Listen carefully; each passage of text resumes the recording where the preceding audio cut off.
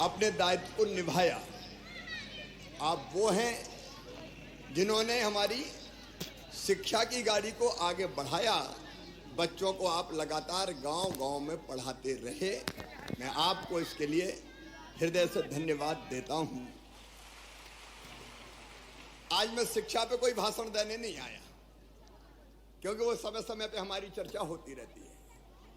लेकिन मित्रों, मैं अपनी ड्यूटी मानता हूं कि जिन लोगों ने जी जान से अपने सामर्थ्य और अपने क्षमता के अनुरूप बच्चों को विद्या का दान दिया, उनकी जिंदगी भी कुछ बेहतर की जाए।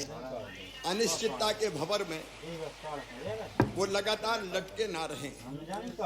और इसलिए अभी अलग अलग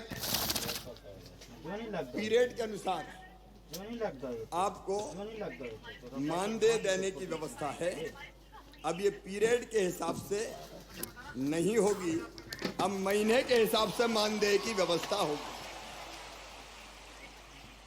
और मानदेय भी जो हम तय कर रहे हैं, वर्तमान जो होता है, अतिथि शिक्षक वर्ग 1 9,000, इसके स्थान पे 18,000 रुपया दिया जाएगा। अतिथि शिक्षक वर्ग 2 7,000, उसकी जगह 14,000, और 3 को 5,000 की बजाय 10,000 रुपया ये मानदेय किया जाएगा। और अभी शायद हर महीने करते हैं अनुबंध, क्या करते हैं साल, तो अब बीच में कोई भी गैप नहीं होगा। एक बार अनुबंध हो गया तो पूरे साल चलेगा, क्योंकि कुछ समय पढ़ाएगा, उस समय करें क्या, आखिर उनकी भी तो जिंदगी का सवाल है। और इसलिए एक बार अनुबंध का मतलब साल भर उनकी सेवाएं चलेंगी। लेकिन इसके साथ साथ अब इस अनिश्चितता के भंवर से निकालने की भी एक परमानेंट कोई योजना बनानी पड़ेगी।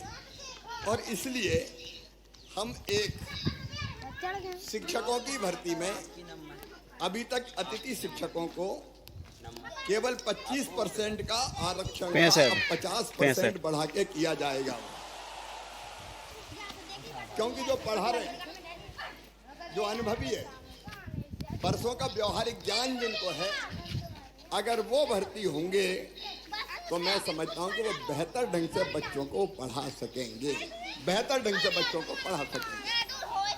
और ये व्यवस्था अगली भर्ती से ही जैसे होती है, तत्काल हम लागू करने का काम करेंगे।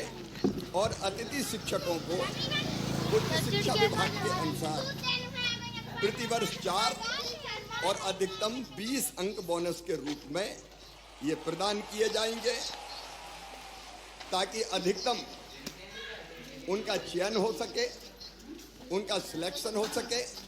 आप पढ़ाने का काम कर रहे हैं, लेकिन पूरे मान और सम्मान के साथ पढ़ाएं।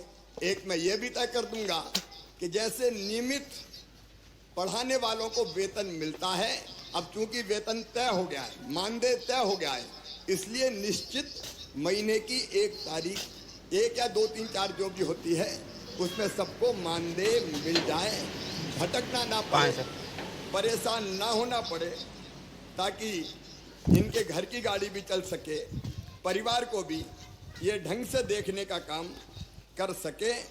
और एक मैं गुरुजियों की तरह एक योजना बनाऊंगा कि जिसमें पात्रता परीक्षा लेके भी हम अतिथि शिक्षकों को नियमित करने की दिशा में आगे बढ़ सकें।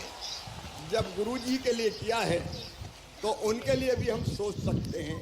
केवल जो आरटीए के अंतर, आपको पता है शिक्षा का जो कानून है आरटीई, उसके अंतर्गत बीएड वाली जो बाध्यताएं हैं वो हम रिलैक्स नहीं कर सकते, क्योंकि वो केंद्रीय कानून है।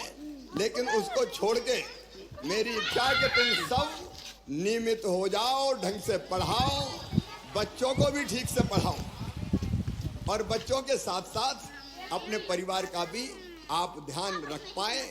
आपने इतने दिन में जहाँ गया बहुत अनुशासित तरीके से अपनी बात रखने का काम किया। मैं जहाँ जाता था, मेरे अतिथि शिक्षक मित्र मिलते थे और बड़े अनुशासित ढंग से अपनी बात करते थे।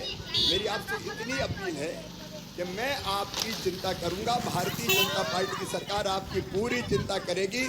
आपकी जिंदगी अनिश्चित हम नहीं रहने देंगे, निश्चितता लाकर ही रहेंगे। कई कदम मैंने आपको बता दिए, लेकिन आपसे भी मेरा आग्रह है कि शिक्षक का मतलब सामान्य सेवा नहीं है, ये है बच्चों का भविष्य बनाने का काम। आज जो बच्चे पढ़ेंगे वही मध्य प्रदेश बनाएंगे, वही अपने देश को बनाएंगे। तो मेरी अपील है कि बेहतर से बेहतर पढ़ाई, बेहतर से बेहतर शिक्षा